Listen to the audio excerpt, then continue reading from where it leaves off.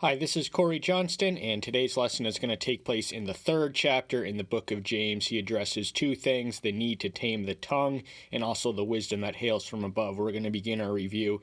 In the first chapter, he says this in the 26th verse: "If anyone among you thinks he is religious and does not bridle his tongue, but deceives his own heart, this one's religion is worthless." Same thing that's said of one who hears the word but does not do. They are deceiving themselves. So you are deceiving yourselves if you think you are religious, but you cannot discipline your tongue in private. Then you're using religion as an exterior facade to hide this inner wickedness, which also taints your religion with hypocrisy and gives the whole world a witness that your religion is empty and vain because you are practicing it in a way that degrades it to that which is worthless. And he also speaks of the wisdom which comes above. He says this in the 17th verse: "Every good gift and perfect gift is from above." He says the wisdom from above in the 17th verse of the third chapter. But he also addresses that section begins in the 13th verse. So the first 12 verses are on the need to tame the tongue. There's not a whole lot that leads up to it, but there is a whole lot more on the wisdom that he addresses. So he says this in the 5th verse, first chapter: "If any of you lack wisdom, let him ask of Elohim, who gives to all generously and without reproach, and it shall be given to him." Wisdom is something that is righteous to want because it is in the will. So we are praying in the will when we pray for the wisdom we need. And he wants us to be wise. And he will not only, this is one of the prayers where it is, knocking it shall be opened, asking you shall receive. It's that simple. So always pray for wisdom daily to get the dose that you need. And he will supply you not only with enough of wisdom, but an abundance and overflow thereof. And this is the type of wisdom that we want. He also says in the 17th verse that the wisdom from above is without partiality. He addresses this in the 2nd chapter, the 1st verse: "My brothers, do not hold the faith of our Master Yahshua Messiah, the esteem, with partiality." When we do that, we blaspheme, he says in the 7th verse, because we degrade the character and the nature and the intention and the will. So in him there is no discrimination, there is no prejudice. That he doesn't make snap judgments without knowing all the facts. He knows everyone intimately and thoroughly. So the sin of discrimination, and it comes from the lack of understanding and the lack of knowing. So that's where our partiality and that's when we are partial, when we favor certain people at the expense of others, namely those who we can get something out of. So he supplies the hypothetical example of a rich man of a congregant who's just ensnared and entrapped by the rich man's shiny jewels, and he tells a poor person to go away. But he tells him in the 4th verse: "Have you not discriminated among yourself and become judges with wicked thoughts?" So this discrimination is a sin. It can be racial, it can be classist, it can be gender-wise, it can be anything else. We don't want to limit our understanding, but there is such a thing as healthy discrimination. This keeps us away from harm and keeps us away from evil. So we do have to exercise. Discrimination is not an entirely viceful thing. There is healthy discrimination, but what he says in this passage also is that corrupt actions begin with corrupt thoughts. So if your thoughts are wicked, your deeds will be wicked, and you will do these things when the hypothetical emerges. And he says, he calls it blasphemy. And then he also speaks of faith. Wisdom, as he defines it, is motive. It is not some abstract entity, but it is intensely practical. It is the intelligent use of intelligence which enables the wise to navigate their way through the world and through life. But one of the manifestations of it is they will be making the world a better place. This is real wisdom and real faith. And he says that faith without works is dead in the range which comes immediately before the range we're going to cover. Verse 14: "My brothers, what use is it for anyone to say that he has faith but does not have works? This faith is unable to save him." Now, one way we can translate that word faith is belief. So belief is part of faith, but faith is the broader totality. So faith is something more comprehensive and more all-encompassing than faith alone, than belief, mere intellectual assent to propositions. It is also saving faith. The faith that saves is the faith that works, and the faith that is motivated to do good deeds. So faith is action. Faith is not the belief in spite of the evidence. That is superstition. True faith is obeying in spite of the consequences and regardless of the results. So also faith, if it does not have works, is in itself dead. Saving faith, that is living, that is dynamic. Dead faith is just the faith that touches the mind. You believe in something, but you don't act towards it or don't make the world a better place. And then he also describes a demonic earthly. There is wisdom. The wisdom that he speaks of is the wisdom from above. There are other forms of wisdom, such as earthly, demonic, and the demons are wise, theologically speaking. You believe that Elohim is one. You do well. The demons also believe and shudder. So he's not knocking them for having the faith of not monotheism. This is reflective of the Shema. Yahweh, our Elohim, Yahweh is one.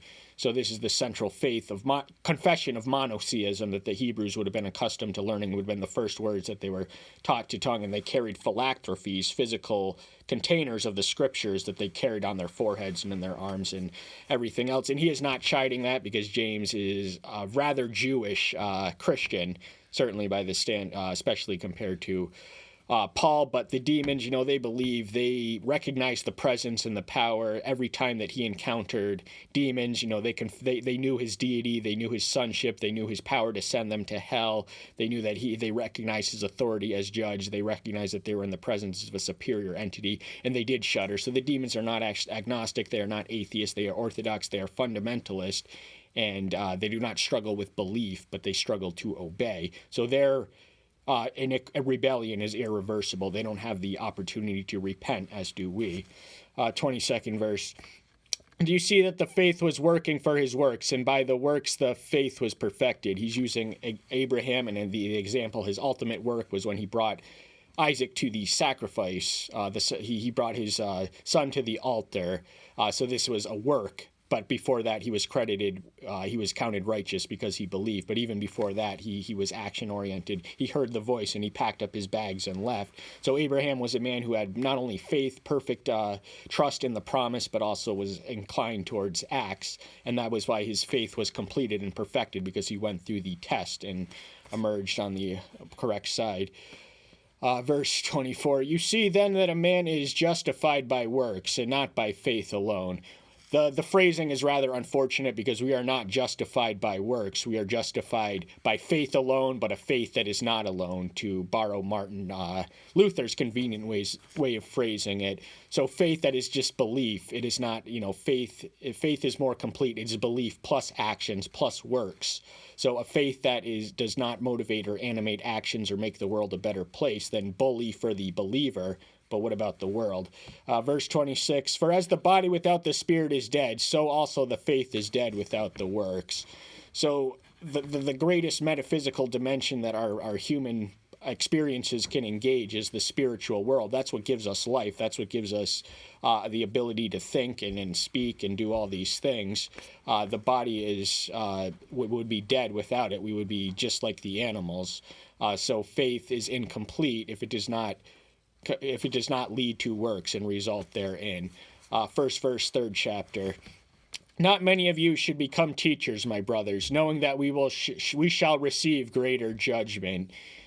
To even pre-Christian Jews, the honor of being a rabbi was the greatest one in the community. It was something to belong to. And Paul says in 1 Timothy 3:1 that if a man aspires to become a bishop, that is all well and good. There is nothing wrong with ambition in itself, though ambition is though ambition is a vice in itself, it is also the parent of virtues. But he's warning against the ones who are ambitious for its own sake of becoming teachers, because it is a burden and it is a responsibility. I know that one day I'm going to be held into account for what I teach to you guys here. So that is something I'm willing to do because I'm able to do it, and I'm confident that I'm teaching this truth consistent with his with how he intended. And I would rather him say to me that you took my word too literally than you tried to explain in a way. So I do, not literalism is not my default state of mind, but I do lean towards the literalism, certainly.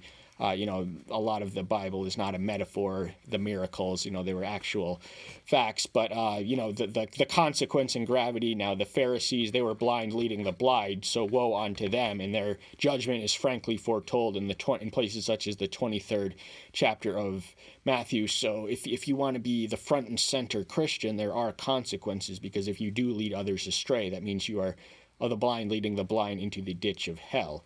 For we all stumble in much. If anyone does not stumble in word, he is a perfect man, able also to bridle the entire body.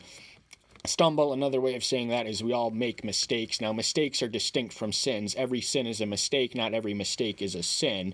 So we all make, these imperfections that are just part of our fallen nature. Not everything goes to plan, but not everyone. And one of the ways we make a mistake is through our speech, but it has sinful consequences in words. So if you want to lead people and teach, what do you have to teach? You have to teach with words. So you have to bridle your tongue and have disciplined speech and not say stupid things in private and say the right things in public, but to the perfect man, in order to gain control and domesticate, man is able to domesticate all these beasts, but the last beast undomesticated is the man's own tongue. So if you're able to control that and exercise it prudently, consistently, then you are your entire body, your entire soul and fiber and essential existential being is complete and whole. Look, we put the bits in the mouths of the horses for them to obey us, and we turn their body. The bit is an item, a device that one can put in the physical mouth of a horse, and that's what leans them towards obedience. So the bit and the rudder are both designed to overcome contrary forces. We're going to read of the rudder soon. But a natural animal. Now, a horse left to its own devices, undomesticated, it hails from wild beings who could wander. But in order to get them to obey us and to work for us as opposed to themselves, when we are in the process of domesticating them, we have to physically control this fearsome beast that is able to trample and able to raise and just able to, knock out the crops and kill us if they trample over us. Look at the ships too. Although they are so big and are driven by strong winds, they are turned by a very small rudder whenever the pilot intends.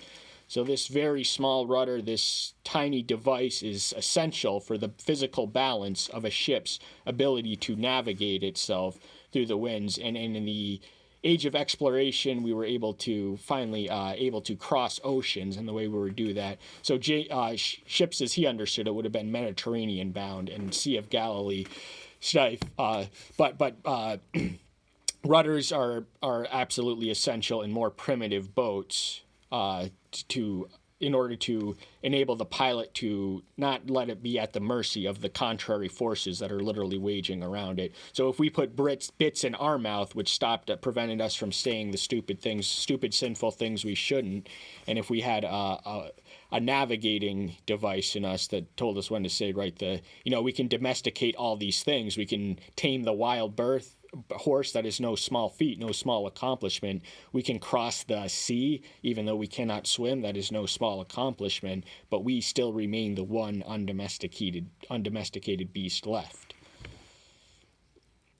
So too the tongue is a little member, yet boasts greatly. See how a little fire kindles a great forest. As the brittle, or the rudder, is a little member, physically small, yet controls these great forces and moves this boat through all this storm and navigates it to a certain destination. So too is the tongue, a tiny physical device, but from it has explosive potential. It boasts above and beyond itself. It lets how many people's mouths let their bodies catch checks they can't cash, and it just. But the Kindle, it just has a contagious effect. So whether your words are angry, you can spread that anger through the language and just make everyone else in the room angry. And before you know it, you have entire wars have started from indiscreet language and imprudent talk. So really, but the other thing, little fire, that is animated by hell, we eventually read in some translations. It does have hellish connotation. So when we are aligned with the forces of hell, that's when our mouth gets us into trouble, and also other people. That's when it creates problems and situations that wouldn't have been there if they just put the bit in the brittle and shut their mouth and didn't say the wrong thing. And the tongue is a fire, the world of unrighteousness. Like a forest among our members, the tongue is placed, the one defining the entire body, and lighting on fire the course of generations, rolling from the beginning. In the end, it is lit on fire itself. So the hellish connection I was earlier alluding to was the tongue is the fire, the world of unrighteous. That is where the unrighteous will dwell. And hell was created by necessity because certain characters do deserve to burn in hell. Not for all an eternity, but then their immortal soul lingers out to, once their physical body is eviscerated, their immortal soul drifts out into the outer darkness where it remains for an eternity. But more to the point of the passage itself, he's just speaking of the explosive, contagious effect. So from the tongue, the little tongue, just imagine a physical match that can light an entire forest on fire if you light it correctly. Just from little things come big explosions, and the tongue is that, because compared to our biceps or our latissimus dorsi or our quadriceps, the tongue is not the mightiest muscle. But it does have the most power in the sense, because it does have the power to hurt, it does have the power to heal, it does have the power to make peace, it has the power to wage war, it has the power to make our prayers, make our wishes come manifest. That's the most efficacious of all. But ill-chosen language can defile the entire body. That means your entire person, every fiber of your being. So the words that come out of your mouth are a test of your character, and the quality is assessed based on that. And by a man's words he can be justified, or by a man's words he can be condemned. We read in one of the chapters in Matthew. For every kind of beast and bird, of reptile and creature of the sea is tamed and has been tamed by mankind. We have mastered the earth, all the animals are at our dominion, and we had to domesticate these otherwise wild beasts, the beast and the birds. They are in our command, they are control. No beast frightens us or can dominate us, no bird is more powerful than us, no reptile or lesser inferior creature.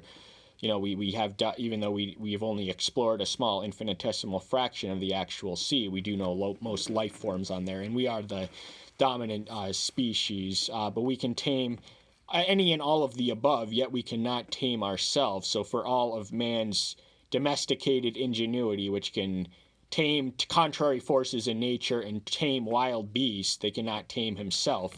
For no man is able to tame the tongue. It is unruly, evil, filled with deadly poison. The tongue is spoken of as a weapon here, filled with deadly poison. That is also satanic in connotation. Deadly poison, the poison of the serpent, emanates from their mouth, just like the father of lies. So when we speak a lie, we are mimicking our father, John 8:42. But the tongue is described as an untamable beast. No man has tamed his tongue. Nobody's ever said the right thing at all the right places and all the right times. That's just beyond any realistic expectation for us to do. And the reason why is because our tongues, it's not our tongues, but it is our hearts. So the conditions of our heart determine the words that flow from our tongues. So our hearts are what are unruly, evil, and filled with deadly poison. And it's from these corrupt hearts spring perverse language. With it we bless our Elohim and Father, and with it we curse men who have been made in the likeness of Elohim. So we are, in effect, cursing Elohim when we curse the ones in whose image he makes. So we are playing God ourselves when we issue curses on other people. That's his property, his prerogative. So we have this lip service religion where we bless God the Father, we say our prayers, we have our devotion times, we have our private times, we may even study scripture, but then we go out into the world and we offer insults and curses and make fun of people and gossip them. And these people are precious. They have the same intrinsic worth as you. You are no better than anyone else. We are all made from the likeness of Elohim and bear his image. So an assault on one of us is in effect an assault on him, and he is the consummate Democrat who treats the least, the lost, the lowly, the least, the lost, the lowly, and the last as himself. Out of the same mouth proceed the blessings and cursings. My brother, this should not be so. So this should not be so. That just means there's a reality that he wished were not real, but it's a realistic, we do have, when the temptation arises, we do often curse. It's difficult if you are in the practice of exchanging angry speech throughout the day to not reciprocate the anger speech. So stay away from such environments. So the mouths, we don't want to. The other lesson not only is self-discipline, but stay away from part of the self-discipline comes from associating and mingling with the right people. But why issue curses when you should issue blessings? Not only for there's nothing selfish in that, because we are treating how we treat our humans is how we treat our God, in effect. Does the fountain send forth the sweet and the bitter from the same opening? In ancient Palestine, they sometimes did. There were many rivers that had both sweet and bitter water. Bitter water was the one that was undrinkable. Sweet's the one you want. So within the human tongue and within the human spittle is both sweet and bitter. So the words that we speak, they can issue blessings, they can bring healing, they can bring hope, they can bring comfort, we can bring curses, we can invite insults, we can inflict injury, and do all these horrible things with the words that we choose. But it's interesting, for the sake of introspection, to just examine how we could bless, but we do curse. My brothers, is a fig tree able to bear olives, or a grapevine figs? So neither is a fountain to make salt and sweet water. No more than a fig tree can, an offspring of a fig tree cannot, be an olive tree, because that's biologically impossible. So this is, the spiritual connection is by your fruits you will know the workers of the ones who teach you. Remember, this is all about teaching in the first verse. And the emphasis on teachers for language is because we teach with our language. So to tie from the first to the 12th verse, this marks the end of a distinct section. We have to make sure. Now, the standard we should follow is the acronym THINK. THINK. T, is it truthful? H, is it helpful? I, is it inspiring? N, is it necessary? K, is it kind? These should govern our patterns of speech. Who is wise and understanding among you? Let him show by his good behavior, his works, and meekness of wisdom. So to answer the question he asks, he answers it himself. You have to show good works, and by your works you will show not only your faith but your wisdom. But you will have the meekness. You will not. Others will take notice without you needing to advertise yourself. But you will be blessed, because wisdom does not seek satisfaction in being recognized, but takes delight and comfort in just being content in what it is.